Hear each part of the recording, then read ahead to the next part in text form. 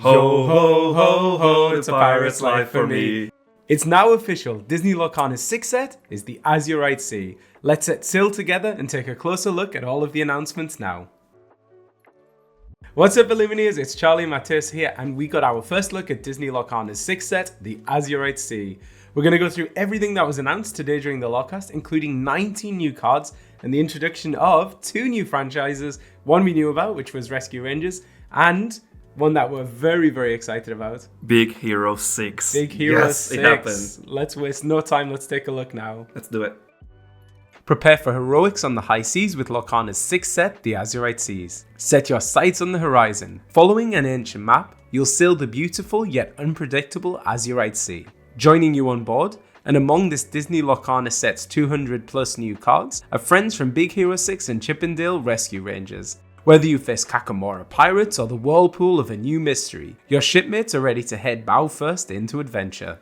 Azurite Sea is going to be arriving in hobby stores on the 15th of November, and it will be available everywhere from the 25th of November. This means that the hobby store exclusivity is reduced to only 10 days this time, down from the usual 2 weeks.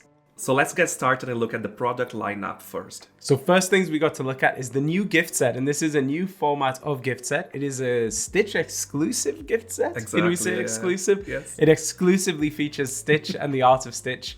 So what's included in this? It's going to be 4 booster packs, as we've come to expect with the gift set.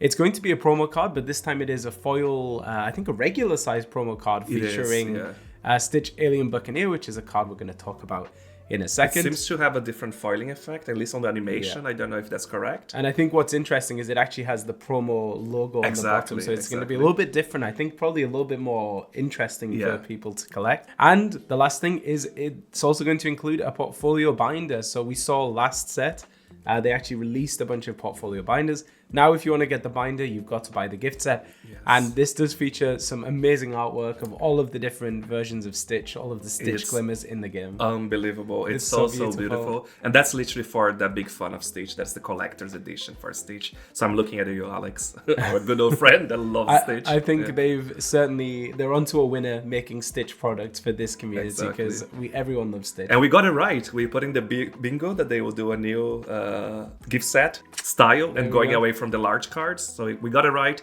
and I couldn't be more excited about it. Now I really want a gift set. Yeah, I think this one's a really good one. Next up, we got our first look at the Illumineers Trove. Once more, this has got a little bit of Stitch flavor to it because it features a Stitch lore counter, which is absolutely gorgeous.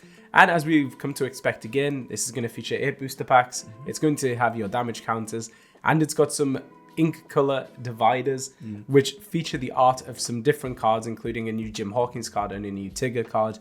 These are absolutely beautiful. I love the style of this trove. And I really feel like that people are questioning, do we want the rarity icons in those dividers? Do we want just the colors? Now they're giving you characters. We still have the colors, so you can use it to divide, and it's just amazing. I love these. And a really nice touch for the dices as well. I'm curious what is the look when you look up close, but they look like a transparent water-ish style, so very cool. And once again, it's worth saying that the top of the trove is actually not featuring character art like we saw with the first 4 sets. It's taking a kind of a cue from the previous set, where it's more the theme of this set, and I think it looks really stunning. And it looks like the maze ocean, as we can see on the screen. It looks more like aquatic. And don't forget, look at the corner. We can see Big Hero 6 baymax just there as well. Featuring one of the art cards, so I'm very excited. Yeah, it's super cool. And next up, let's look at the booster boxes. I just love looking at the design. As you would expect, it's just bringing close to the theme, obviously. Yes. So there's a lot about the ocean and the blues. But what I love here is literally featuring one of my 3 favorite characters. So Yzma, Stitch Buccaneer, and the new Baymax. And what is also super cool is the booster box itself. It has like the plank wood material across the board. Obviously, they look like merging in the same space, but it just looks amazing. Yeah, and I can't wait to display in our shelves. I love the theming. The theming gets stronger every set, it really pops in this box. I didn't think they could beat Shimmering Skies because I am obsessed with that, but they did it. And I just love that it's a completely different color scheme. Yes. So it's going to look super nice next to each other. Yeah. Again, following the same format, 12 cards per booster packs. Yeah. And how many boosters per 24 box? per booster box. There we go. Next up, we have the sleeves and deck boxes. Like the last couple of sets, these are featuring art from previous sets. So we've got the Scar Vengeful Lion, and this is the enchanted version, which is one of our favorite enchanters. I wish we actually have the card. We should have had it for the video. So it's featuring Scar, which is absolutely beautiful art. And then the other one is featuring Pooh Honey Wizard, who we know is an incredibly popular art. It was on the lore counter for this go round of the organized play, and now he's going to be on sleeves and deck boxes as well. So, no surprise there, to be honest. He's one of everyone's favorite art. I think a lot of people are going to be happy with these choices. Last but not least, the last products we have here in the lineup is the playmats, as you would expect. So we have 2 of those, and they are featuring art from different sets. So we have Elsa the 50 Spirit from Shimmering Skies, and we have Donald Duck Buccaneer from Ursula's Return. And again, amazing. I am a huge Donald Duck fan, so as many as we can, I'm taking. Give me Peislinger next, Ravensburg. Yeah. We keep saying we're not going to buy any more playmats, and then they announce these playmats. We can't not. Our collection is wherever it is. It's growing every single time. The top of the shelf is going to be filled eventually. Can't wait. And we have 2 new starter decks. The first one is an Emerald Sapphire starter deck featuring Gadget and Gogo as the main characters, and also an Amber Ruby starter deck featuring Jim Hawkins and Tigger. And I think it's actually really cool that it seems that the Emerald Sapphire one is focusing around that new inventor keyword, so we'll see some nice synergy there. That makes sense. And then the Amber Ruby one is focused around the pirates. Right. So depending on what kind of flavor you're interested in, then that's going to one or another. Yeah. It's also nice to see that the Emerald Sapphire is also bringing the 2 new franchises, right? In one starter deck. Exactly, yeah. So we have Big Hero 6 and we have the Rescue Rangers. And I do wonder whether these are going to feature 60 new cards from this might, set. Actually, because Shimmering Skies was all new card. That's a good point. I don't know if it was because it was year 2, but hopefully it's all new cards, because I know that's what the player wants. Yeah. And it's also super cool to see Jim Hawkins as a Umber card for the first time. Yeah, right? And we're going to take a look at all of these cards in more detail in the later part of this video. Just stay around. So now, before we look at the card reviews, let's look at a recap that Ryan Miller did of D23, right? Yes, so he mentioned the new franchises that are coming to Lorcana. So we know that Black Cauldron and Pocahontas are coming next year, 2025. And also Pixar is coming in 2026. So a lot to look forward to. A lot of new franchises joining the game. But that's not everything. So we got dates for the European Championship, which are going to be taking place in Paris. That's going to be December 6 to 8 of this year, 2024. And then also we got dates for the North American Championships, which are going to be taking place in California, and more specifically, I believe, Anaheim, the home of Disneyland. And contrary to what they actually said in the video, the dates are going to be the 10th to the 12th of January, 2025, not 2024, because of course we're not time travelers here. Go back in time just yet. And although we didn't get confirmation for the World Championship, which is going to be the winners of the 2 Continentals, we do know that that's going to be happening in 2025, and it's going to be happening at Disney World. At Disney World, you can win a whole new world. It just makes sense. It makes sense. So now, with no further ado, let's look at the new cards, dividing by ink colors, as we always do. So first up, we have Chip, Ranger Leader, a 4-cost inkable 3/4 that quests for 2, and he has the ability, the Value of Friendship. While you have a character named Dale in play, this character gains support. So we've seen this before. We've seen these synergies between characters. We had Eric and Ursula, and here we have some synergy between Chip and Dale, which I think is really cool. Whether it sees play is always the tricky one. I think this is definitely a card that'll be fun to play in a theme deck, but I'm not sure unless we get some like really crazy Chip and Dale cards. Yeah, maybe. Yeah, I don't think Chip will see that much play. Not this one, at least. I don't think so. But amazing card. It's so exciting actually to see Chip and Dale in the game. I can't wait, yeah. And then the other half of the Rescue Rangers, we have Dale Mischievous Ranger, a 4-cost inkable 3/4 that quests for 1, and he has the ability Nuts About Pranks. When you play this character, you may put the top 3 cards of your deck into your discard to give chosen character -3 strength until the start of your next turn. So I think first of all, the biggest question is really, is it ever going to be worth kind of discarding cards from your deck to give a character -3 strength? We already have ways in the game to reduce mainly to reduce the character's strength. We've got Keita. We've got the new Floodborn Vanellope. So is Dale really going to be the best choice? The one thing I could say about it is it does have a lot of synergy with this kind of playing cards from your discard. We saw that with Chernobog. This is a way that, you know, you could get Chernobog out maybe now on turn 5 because you've just discarded 3 cards. It works with something like Blast from Your Past. If you have like a lot of Chip and Dales in your deck maybe and you're discarding these, you could bring those back. And also potentially it gives you something to revive on your next turn, because revive is of course a turn 5 play. But the fact unless you're really doing something to manipulate the top cards of your deck. It's very risky. It's very risky. Kind That's of the conclusion of that. Conclusion. But really, again, very important keyword here is that until the next turn. So obviously, this benefit gives you all the way back to your turn. But again, as Charlie said, there are other solutions for that with less risk. Yeah, I think so. We have another chip card. This time it's Chip, a Friend Indeed, a 3-cost inkable, 3/3 that quests for 1, with the ability Dale's Partner. When you play this character, chosen character gets +1 lore this turn, and I really like that. I think we saw this effect with Donald. We saw this effect with Donald Musketeer, giving the ability to give a character a lore when he's played. So it is good for those aggro decks. I don't think he's as good as Donald just because he doesn't have the bodyguard keyword, but I do think this is quite a cool card. And the art's amazing. And then joining Chip, another Dale, we have Dale, Friend in Need, a 3-cost inkable, 3/4 that quests for 2, with the ability Chip's Partner. This character enters play exerted unless you have a character named Chip in play. Dale is definitely more of an aggro threat. He has a very good stat line for a 3-cost. The ability to quest for 2 is really strong, because it's quite strong, right? For that, and it's also, I can already tell that he's going to be under the section of honorable mentions in our continuous art, because Dale is on the bottom, Chip is on the top. It's not a 1-to-1 continuous, but they are within the same scene. So can't wait to make that video. But really cool card. If you run Chip and Dale, I think in an aggro deck it really does work. So that's very cool. Next up, we have Jim Hawkins. Anyone who watches the channel knows I'm a huge Treasure Planet fan. And we do get a super rare Jim Hawkins Honorable Pirate, a 7-cost inkable, 4/7, questing for 2. He is a bodyguard, and he has the ability Hire a Crew. When you play this character, look at the top 4 cards of your deck. You may reveal any number of pirate character cards, put them into your hand, put the rest of the cards on the bottom of your deck in any order. So I think this is a really cool card. I think it's going to be fun in a pirate-themed deck. But it is cool that you can put all 4. If they are all 4 characters, it could be a draw. You're getting all 4. If your deck is very... If it is literally just about pirates. We actually literally were in touch with one of our viewers that they're playing the pirates deck, right? And he's like, I'm playing pirates, but this would be perfect for you. It would, but he was playing... there was no Umber, so you're going to have to go to the Umber side for that. It does mean that other colors are getting supported for pirates, but at the same time, I think a 7-cost... It's too expensive. It's not a Floodborn, unfortunately. Like, super fun card, super fun for more casual play, but competitively, I'm not sure this one is really going to be doing much. And the last card up in Amber is Rescue Rangers Away. This is a 2-cost inkable action. Count the number of characters you have in play. Chosen character loses strength equal to that number until the start of your next turn. I think even comparing that to the Dale card we just saw, I feel like this potentially has more upside. You don't need to discard your hand. It can reduce the strength of the character. But I do feel like this is maybe just a bit of a filler card, really. It is. At least it's inkable. It is interesting to see that synergy coming with, or this gameplay, I should say, coming for Rescue Rangers.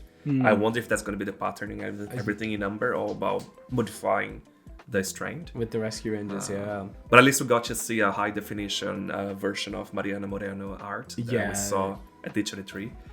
Very exciting, and I can't wait to see the other characters as well. Soon.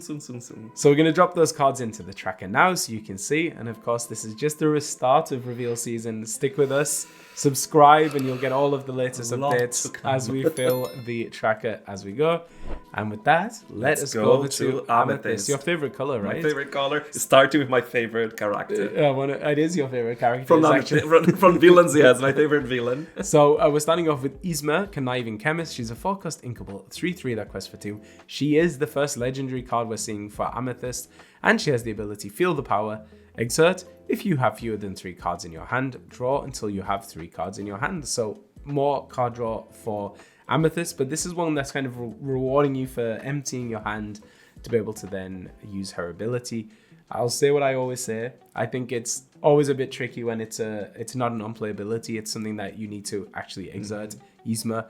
So you're maybe not even going to be able to get that much kind of value out of her turn after turn unless you're finding some way to protect her. Maybe in an Amethyst Sapphire deck where you've just burned through your hand and then you can get her out much sooner. Very soon, then she could be a good way to refill it. But I do compare her in my head to Clarabelle Light on her Hooves. This was the legendary from the previous set that actually has been really popular in the format for people to draw cards. Clarabelle, of course, is a similar effect. It allows you to draw cards, but it's based on your opponent. So your opponent can play around those sometimes. Similar to Remember Who You Are. Yzma, it's more kind of active on your part. You can kind of choose when to activate it. But I think the 3/3 stat line, you're probably not going to be able to activate it more than once in a game. Yeah, I wish it was a 4/3. Yeah. I mean, of course, I wish that. But yeah. I don't hate the cost. Again, I don't hate that it is inkable. Yeah. So it's really flexible. It could work. I'm hoping there are other synergies. Maybe there are other ways in this new set to protect that. Eventually, we'll have to. Yeah. But who knows? I just love this card. Yeah, the card's amazing. I want an enchanted of that. I think it could happen. It has to happen. Predictions. Right? Early predictions. Yes. So next up is an item. This is the Mad Hatter's Teapot. It's a 2-cost inkable, and it has the ability No Room, Exert, pay 1 ink. Each opponent puts the top card of their deck into their discard, and I actually think this one is really, really interesting. For anyone who played the Illuminator's Quest Deep Trouble, who knows the card Bruno Madrigal, Unspeakable Seer, and how annoying and how kind of devastating it can be to be forced to discard cards from the top of your deck. And I think this is a cheap item, it's inkable, and it can really disrupt your opponent and hopefully get rid of some of their important answers. We know someone in our Discord channel that is going to be obsessed with this card. There you go. More Alice cards, and I can't wait to use it. Yeah, and that's a nice point. If you want to join the Discord, if you want to talk about these different reveals, we'll put the link down in the description. Come join us. For you. And then we're going to move over to the next Amethyst card. This is Sisu in her element. 5-cost inkable, a 3/6 that quests for 2. Challenger +2. And I don't really have that much to say about this one. I think potentially in an Amethyst Ruby deck, a potential shift target for the bigger Sisu. But I think her stat line, I mean, she's in that range of where she can be taken out by Medusa. Her stats aren't particularly crazy. I'm not convinced on this one. I never noticed a card being deity before. Is that the first time? No, deity they have. I think all of the Sisu cards are deities. What is deity? Like a god? Oh, yeah. Always learning. She's a dragon, so we can use Prince Philip. Yeah. Against Sisu. I think she has all of the same keywords as all of the other Sisus. Okay, fair enough. There you go. And that's it for Amethyst, so we'll update those cards in the tracker now. And Emerald is next. Let's go to Emerald. So we're starting off in Emerald with the Stitch we saw on the gift set and also the booster box. This is the Stitch Alien Buccaneer, a 4-cost uninkable, 3/4, quest for 2, Floodborn. So he can shift in at 3 and he has the ability ready for action. When you play this character, if you use shift to play him, you may put an action from your discard onto the top of your deck. So that's a way of recurring some of your actions, similar to what we've seen in Emerald before with Do It Again. Lady Tremaine, Wicked Stepmother, letting you get those action cards back. The difference is Stitch doesn't put it back in your hand, it's going to the top of your deck, which with the teapot and the Mad Hatter, it can potentially be a little bit of tech to deal with that. But I don't know, I think this is an okay ability, but he does have a good start line. He does, but it's very situational, right? You have to shift. It's very hard, so you have to shift. Yeah. To trigger that. And I think if you're not shifting, is it worth playing this I don't think so, because it's an inkable, but again, it's Emerald, so it will be an inkable. He's a pirate, again, expecting more synergies of pirates for the set. I would play just for the art. It is amazing art. I love this art. And next we have a character, I think the first character we're seeing from Big Hero 6. This is Honey Lemon, a chemical genius. 2-cost inkable, a 1/1 that quests for 2. With the ability, here's the best part. When you play this character, you may pay 2 ink to have each opponent choose and discard a card, similar to what we saw in the previous set with these Emerald cards where you can pay something like Anna. like exactly like Anna. When you play them, they give you a little bit of benefit. So I think the nice thing about this is you could play Honey Lemon on turn 2 and it's great. If you play her later in the game, at least you're getting some extra benefit out of it. You're basically getting a sudden chill.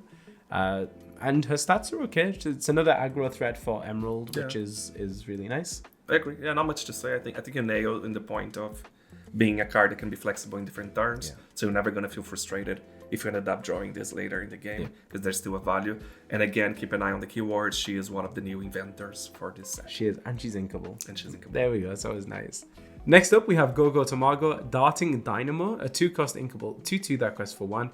She's evasive and she has the ability Stop Whining, Woman Up. When you play this character, you may pay 2 to gain lore equal to the damage on chosen opposing character, which is really nice. A little bit of kind of uninteractive lore gain in Emerald, so you can kind of set this up quite nicely and then drop Gogo later in the game. And coming again with the whole concept, the gameplay concept of paying additional cost, Yeah. like Anna and the other card we just saw in the set. And as well. and once again, inkable. So there's a lot of flexibility to a card like this, and it could be a really good way for maybe like an emerald aggro deck to close out a game, or even just like an emerald damage deck. I actually quite like this card. Yeah, it's really cool. And she comes obviously in the starter deck, as we said earlier. And then next up we have Fred, Mascot by Day. He's a 1-cost inkable 1/1 that quests for 1 with the ability, how cool is that? Whenever this character is challenged, gain 2 lore. Another emerald aggro threat, which is really cool. It's inkable, so it could fit quite nicely into some emerald aggro decks. And I think unless you're playing against steel, really this card is going to get you a few bits of lore before he can get removed from the board. It is very interesting that they didn't repeat what you would see with Fling Rider, with the Merfolks, right? Yeah. It's more about the lore in that aspect, and I kind of like that actually, because it brings some of the variety. But I'm also terrified to go against it. But I think it's nice that it is inkable. So if you are Yes. playing like a steel deck, then you can just ink it. If you're not playing a steel deck, then you're probably going to get some lore out of it. I love So this card. It's very I love nice. this card. Very, very cool card. So we're going to update the tracker now for Emerald. Not many cards. We just did the start, but they're coming. Don't you worry. And then we're going to move over into Ruby, and we're starting off with Tigger in the Crow's Nest. 3-cost inkable, 0/4 that quests for 1. He is evasive, and he has the ability Swashbuckles. Whenever you play an action, this character gets +1 strength and +1 lore this turn. So it gives you a few different flexible options for what you can do with Tigger. So this is a similar ability to what we saw with Mulan, Enemy of Entanglement, except this is also giving you more lore. So Tigger can be a little bit more flexible in that sense. We haven't seen it yet, this kind of action-heavy Ruby deck, but we're getting a lot of support for it. I don't know if this is the set that's going to really see it come into its own, but at least there is more support. It is evasive, right? You could also just be putting him down there just to be getting your lore in a way being protected by the other threats, right? But again, I keep repeating that in every single video just for the sake of keeping everyone up to date on that. But an action, a song is also an action. A song is also so an that's action. a very important message to remind yourself, so you could literally sing a song, play this card, get all the benefits. And he's a Ruby pirate. There's definitely gonna be a Ruby pirate deck this set. There's a Ruby pirate deck every set. Exactly. So yeah, it would be so another excited. great and addition. it's so beautiful. It I is keep good. saying that, but it's so beautiful. Next, we're gonna look at one of our personal favorite characters. We're big Moana fans. This is Kakamora. Boarding Party, a 4-cost, an inkable, 5/2 that quests for 1 with Rush. And I think really, when I see this character, the thing, or the other character that it reminds me of is Hercules, Daring Demigod. He's similar. He's a 5-cost and inkable, also with Rush, but he has 7/3 stat line. He saw a little bit of play as kind of like a way to deal with the Queen's Castle. Is Kakamora a better card than Hercules? I mean, I think it is relevant that he can come down on turn 4, but I don't know. I'm struggling a little bit. He is a pirate though, so he will fit into the pirate deck. And sometimes you don't want Reckless, right? I know that it doesn't matter much at points. Yeah. Like for a character as strong as Hercules, you will be attacking. I think that's the whole point of Hercules. But I do like the flexibility. I think the flexibility is nice because a lot of times Hercules would just be kind of like a dead card in your hand. Exactly. At least Kakamora, you can come in and you can potentially quest as well. Yes. So it's a nice little bit of flexibility. I'm curious to see. I do like seeing those rush cards coming more and more. Me too. So we're gonna update the tracker now. Not many for Ruby. Yeah. Ruby normally starts out strong, right? It got so many last set with the races. And then we're going to move on over to Sapphire. And we're starting off with Baymax, Armored Companion, a 5-cost inkable, a 2/6, quest for 2. He is the legendary for Sapphire, the first legendary. And he has the ability, the treatment is working. When you play this character and whenever he quests, you may remove up to 2 damage from another chosen character of yours. Gain 1 lore for each 1 damage removed this way.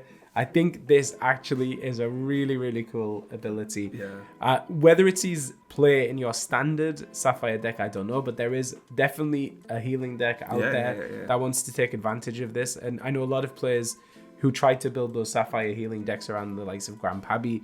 He was really their only win condition in those decks. Now Baymax gives you another alternate win condition. He comes out sooner. He quests on his own for 2, which is really nice. And the fact that it's an on-play ability and it's something that can happen turn after turn, kind of like Harem, I think actually gives him a lot of potential. I think it's a card that finds like a spot in a very specific deck where you build around it. I don't think you'll see play in kind of every Sapphire deck, but I definitely think there's a lot of potential there. I agree, and he's a robot as well. Again, I was sticking to those keywords to see The robot for is the synergy. important. We're going to see Yeah. some cards coming up where that will actually make an impact. And a completely side note, I'm just imagining if they do pick this card to be one of the enchanted, we are kind of getting a baymax and a hero, hopefully, in the same That picture. would be amazing. And I'll love that, just getting both of them. Yes. And then next up we have another Baymax. This is Baymax Personal Healthcare Companion, a 3-cost inkable 0/4 that quests for 2, and he has 2 abilities. He's got fully charged. If you have an inventor character in play, you pay 1 less to play this character, and he has the ability You Said Ow, you pay 2, remove up to 1 damage from another chosen character. So a little bit more damage removal support from Baymax, which is really nice. We are going to see some new characters with the inventor classification, but they're already in Sapphire a lot of inventor characters. Hiram Flavisham, I'm sure, is an inventor. Maurice Bell, one of her cards. So, and he has pretty good stats, I think, like being able to quest for 2 in Sapphire. He could potentially come out pretty soon, pretty cheap. And it's a good willpower as well, actually, for that cost. I don't think it's bad. And then next up, we have Gadget Hackwrench, Brilliant Bosun, a 6-cost inkable 3/6 that quests for 3. She's Floodborn, so she'll shift in at 4, which means we're going to be seeing some more Gadget cards that we can imagine, with the ability Mechanically Savvy. While you have 3 or more items in play, you pay 1 less to play inventor characters. So Gadget herself has the inventor keyword. Nice. In Sapphire, you're definitely going to be having items in most cases, so you are going to be able to reduce the cost. So I think this has a lot of nice synergy. There's definitely some sort of inventor item build out there that is going to benefit from a card like this. So I would never be able to pile up that effect, so it's always just 1 less cost, unless I have multiple gadgets. Next up, we have Hiro Hamada, Robotics. Robotics Prodigy. Oh my goodness, my words. He's a 3-cost inkable 0/3 that quests for 1, with the ability Sweet Tech, Exert, pay 2, search your deck for an item card or robot character card and reveal it to all players, shuffle your deck and put that card to the top of it. So, first of all, Hiro also an inventor. We're seeing a lot of inventors coming in this set. And another tutor effect, so being able to search your deck for a card that you need. I think this could be quite relevant. Of course, you can search for your win condition in Sapphire, which can often be your lucky dime. You can search for a robot character. If you're trying to build that healing deck using the new Baymax, you can search for him. So it's actually, it's nice, the flexibility of being able to use him to look for items or robots, so he could find a place in 2 different decks. And I think even though he is exerting, he can come out pretty soon in Sapphire often. I think this is a really cool card in it with a lot of flexibility, and I'm curious to see what people build using Hiro, the Robotics Prodigy. Next up, we have Wasabi, Methodical Engineer, a 4-cost inkable 3/3 that quests for 1, and he has 2 abilities. The first one is Blades of Fury. When you play this character, you may banish chosen item. Its player gains 1 law. And he has the ability Quick Reflexes. During your turn, this character gains evasive. So quite a flexible card here. He has the inventor keyword, important. Being able to gain evasive on your turn with a 3/3 stat line can be quite relevant. Of course, Sapphire could get him out sooner than turn 4 in most cases. And being able to banish an item when you play him can really help out with some item removal. You are giving your opponent 1 law. But you can banish your own item. That's another way to close the game, and you gain that 1 lore yourself. Exactly. So there's ways around. Yeah. So we saw that a little bit with the Gleam card from the previous set from Shimmering Skies. It didn't see much play, but I think Wasabi has a lot more to him that might make him a card that we see showing up in some decks. And then next up, we have Hiro Hamada, Team Leader, a 4-cost inkable 1/5 that quests for 1, and he has 2 abilities. I need to upgrade all of you. Your other inventor characters gain resist +1. And the ability Shape the Future. Pay 2, look at the top card of your deck, put it on either the top or the bottom of your deck. So yeah, we're seeing even more inventor synergy here. So really, they're doubling down on this inventor archetype this set, which is really cool to see. I'm not so sure about the second ability. We've seen other characters who kind of do something similar, allowing you to kind of filter through your deck. I think there are better ways to do it, to be honest. Visions of the Future, I think, is probably a better way. I think, of course, if this ability will work somewhere is in Sapphire. So, okay, kudos. They put it in the right place. But I almost feel like it's one of those things, if you have nothing else to do, you pay the cost. Yeah. Otherwise, there's better ways to do that. The fact that it's kind of, you don't need to exert him to get the benefit of this ability. It's one of those abilities you can keep doing over and over again to help you kind of filter through and find the cards you need. But that is true. You don't have to. I'm convincing myself. I didn't realize that you can just keep pasting. That is a good point. Okay. erase everything. I don't know yet. I still don't know if it's strong enough. I think it's cool for that aspect. Yeah. I wish for the first ability as well that was inventor and robots, not just inventors. Again, to bring another level that benefit. Because it's at turn 4 cost to play this. But his base stats we might aren't be the surprised. best. This card might surprise us. I think that's all we have to say. So that's everything for Sapphire. So we're going to update the tracker now. Where is it? It's down here? I think it's that way. That way, there we go. Tell us Updating later the if we got it tracker. right. And then we're going to move over to the final ink color. That's Steel. So first up, we have Hot Potato. This is a 3-cost inkable action. And you can choose one. Deal 2 damage to chosen character or banish chosen item. So I think actually that's quite cool. Like, it's nice to have the flexibility because it's inkable, the flexibility because you could use it to damage a character, and it can also be item removal. So I think there's a lot of potential to this one. I wish. You wish it was a song? I wish it was Amethyst. I wish it was Amethyst or Ruby. I just want to item removal somehow. Yeah. But I would give up my hopes. Would you have something like that in your deck though? Do you think? Like in a Steel Song deck, would you have this? Maybe not in a Steel Song deck, but I could see it like having a place in some. Yeah, it is a strong card. It's just you always have to sacrifice a card to place it instead. But is there the game as well? Yeah. I can't. If it wasn't Amethyst, I would have. If it was Amethyst. So we got our first look at our first location for this set, and that is Galactic Council Chamber Courtroom, a 3-cost inkable. It's got a move cost of 1, a willpower of 7, and it generates 1 more per turn with the ability Federation Decree. While you have an alien or robot character here, this location can't be challenged. It is cool, again, calling back to those keywords, right? Alien and robots. So we're making the usage of the Stitch franchise, other aliens, and also Big Hero with the robots, right? But what I find more interesting, it's nothing similar, but if you look at the wall, which was, I think, our closest example of a location, that as long as you had an exerted character inside, you will protect other locations. In this case, you don't need to do any of those hassles. It's that one location. I put my robot inside. I don't need to exert, so I'm not, in a way, defensiveless.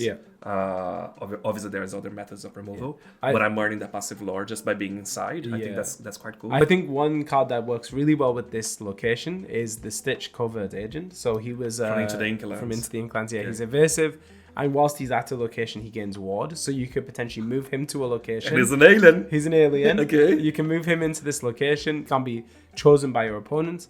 And then he's at this location, and then this location can just be generating 1 more. And if he quests for 2, he's still evasive. And he's still evasive. So this is insane. Which makes me even wonder more, right? They're literally pushing for the color combination now. Emerald and Steel. Yeah, maybe we'll see like an Emerald Steel location build, maybe. That would be so cool. Okay, that is... Actually, I love that. I want to experiment with that. I think that's an amazing line. Maybe we'll be able to make a Lilo and Stitch deck this set, and we can actually play with that. Exactly. So we're going to update the tracker now for one last time so you can see all of those lovely Steel cards going in. So let's do this. So that's everything we have for the Azurite Sea Lorcana 6 set. I am super excited. Can't wait, honestly. I can't wait. And it's always so fast, I know. But that's just the announcement. So hold together. We've got a little bit of Shimmering Skies. Yeah, we've got a little bit of calm before the oncoming storm. The tide. The tide comes in with all of those new details. Yes. So thanks so much for watching. As we said earlier in the video, do be sure to like and subscribe so that you can get up to date with all the latest Lorcana news and also see us play with some of these awesome new cards once they're out in the wild. For sure. And don't forget to check out our card tracker. So we're going to be updating as every single card gets announced for this new set. It's going to be our official website, so inkbornheroes.com. We post on Facebook, we post on Instagram. Everywhere you look, you'll see that. You'll see Inkborn So just check it out in high resolution. And as always, a huge shout out to our YouTube members. We'll show them on the screen right now. We really appreciate all of your support, as it really helps us be able to make more videos like this. If you're interested in becoming a YouTube member, you can hit the join button down there somewhere, and you can see all of the details, but no pressure. Thank you so much for watching, and as always, happy questing. Happy questing.